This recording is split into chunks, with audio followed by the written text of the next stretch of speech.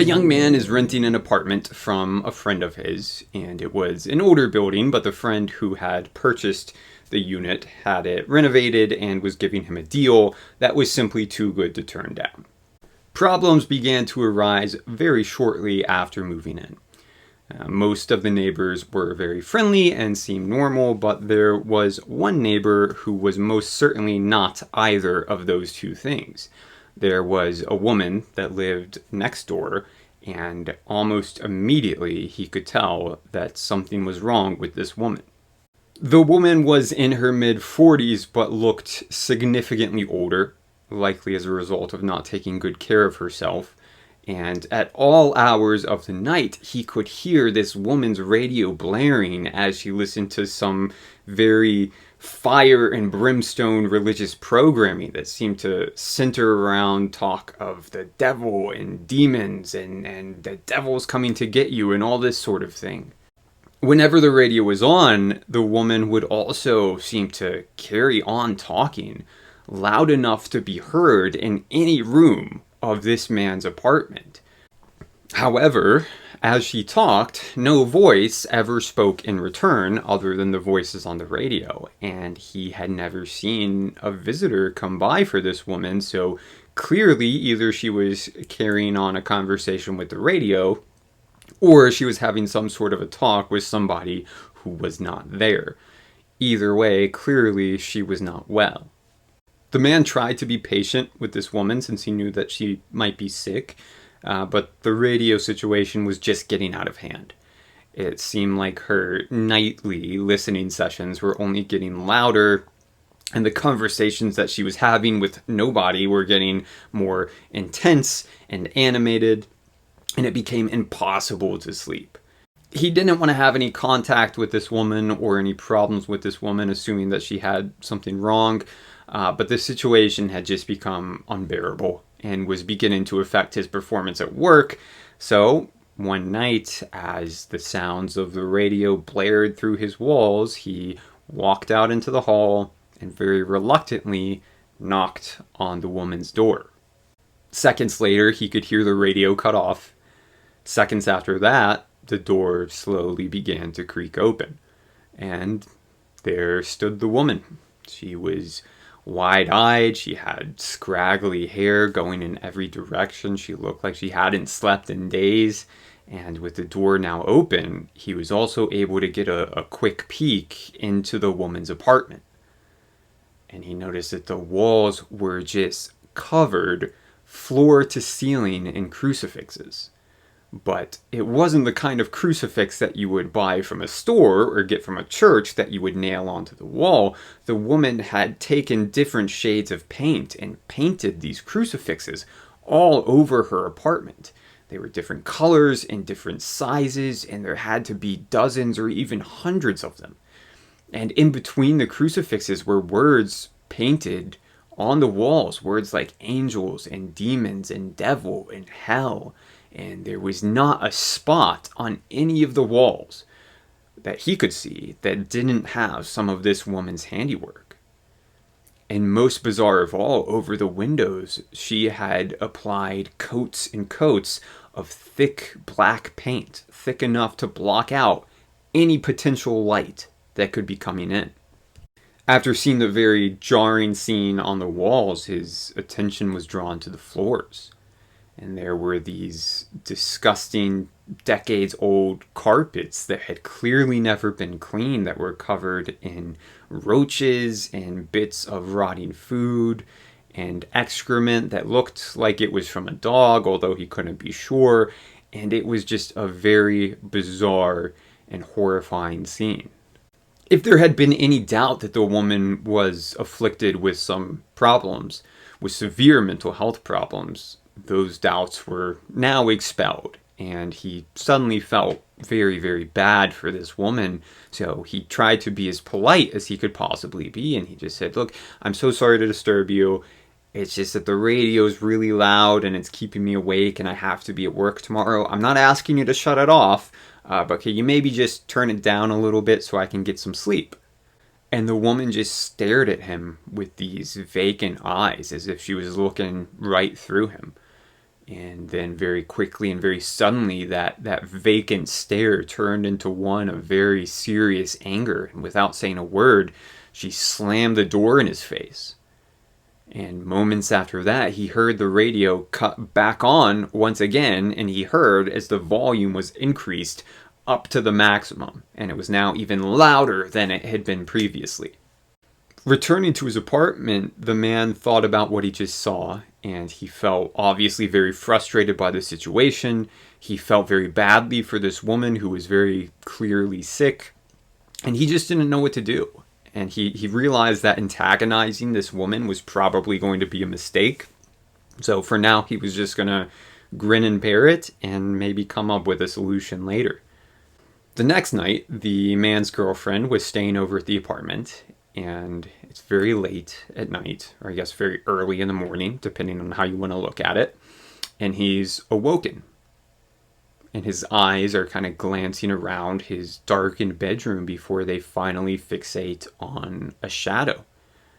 And this shadow is standing directly over his bed, staring down at the two of them, apparently watching them as they slept.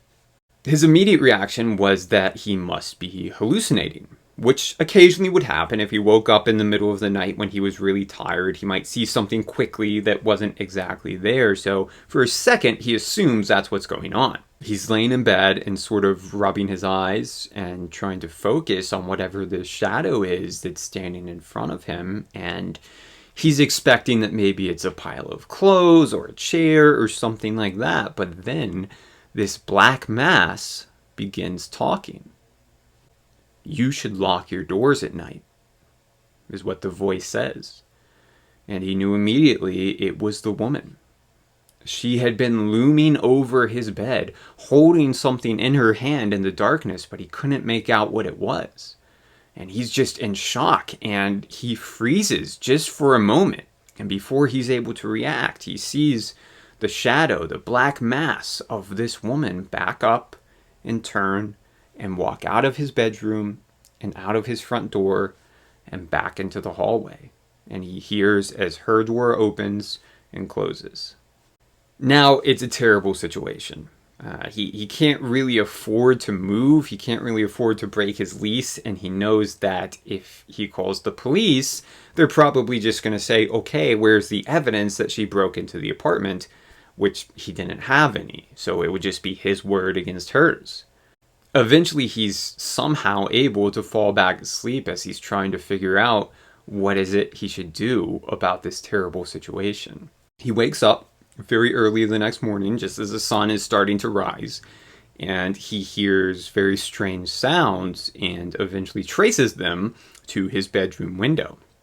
He lived on the first floor, but it was slightly elevated, so his bedroom window was maybe 5 feet off of the ground.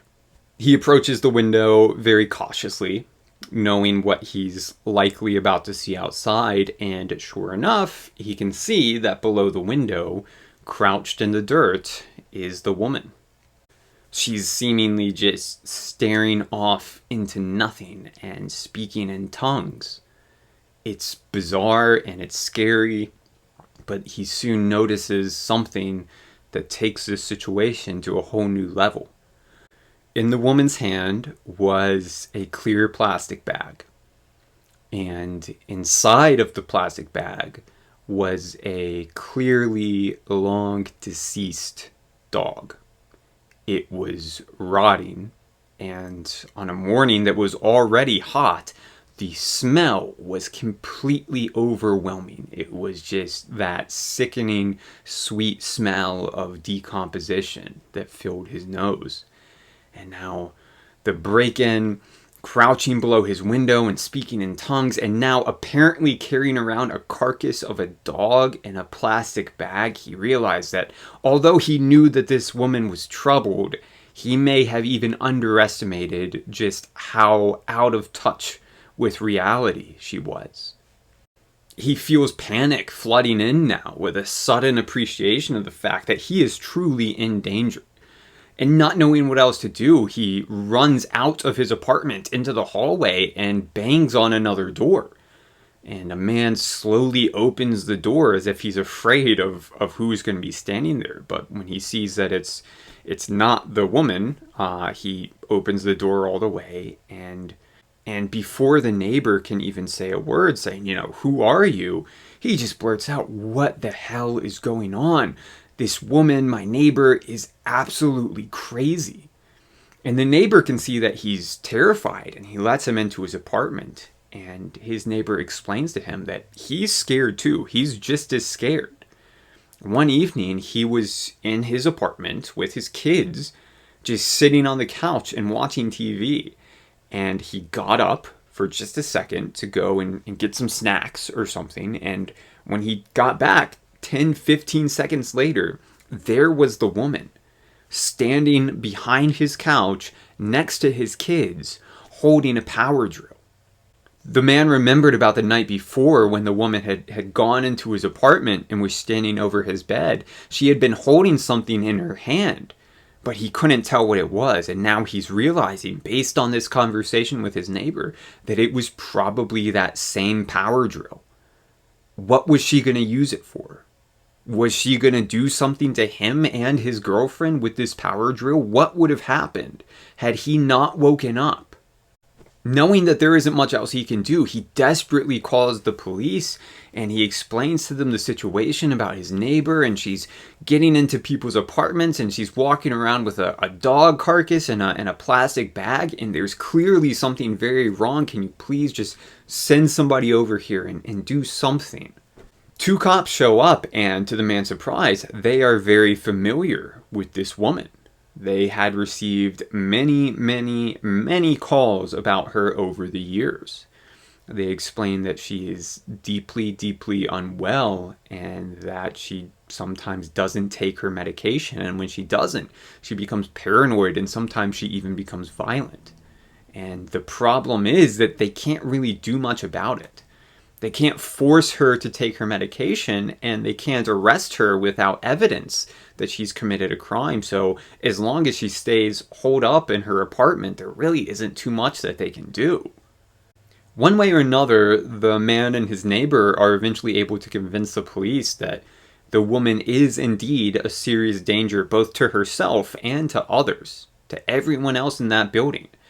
And the cops essentially say to them, look, if we can grab her when she's outside of her apartment, we can take her to the hospital.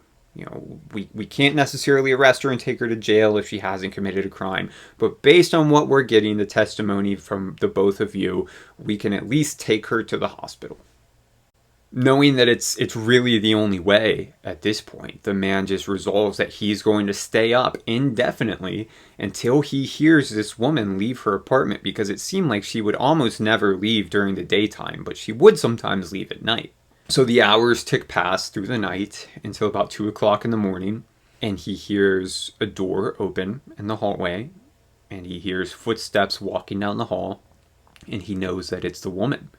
He quickly gets on the phone with 911 as he just sits at his bedroom window watching this woman walk down the street. And as he's watching her, he's giving details to the dispatcher about what she's doing while he's waiting for the cops to show up. Fortunately, she doesn't go far. She was walking down the block to a convenience store to buy cigarettes, and as she's approaching the store, he sees red and blue lights. And he sees 2 police cars, and accompanying them was what looked like a patient transport van. Without much fight, the police were able to get the woman into the transport van, where she was then taken to a nearby hospital. And that was that. He never sees the woman again, and he doesn't stay in that apartment much longer. But even now, years later, he'll have nightmares that he's laying in bed at night, and he wakes up to a familiar figure walking into his room with a power drill in one hand and a bag in the other, and you know what's inside that bag. Thanks for watching. This one sure was a doozy. If you've ever had a creepy experience with a neighbor, feel free to share it in the comments. And if you enjoy spooky stories that are told to you by a very awkward man in his 30s, then why not like and subscribe and stick around for the next one. Thank you.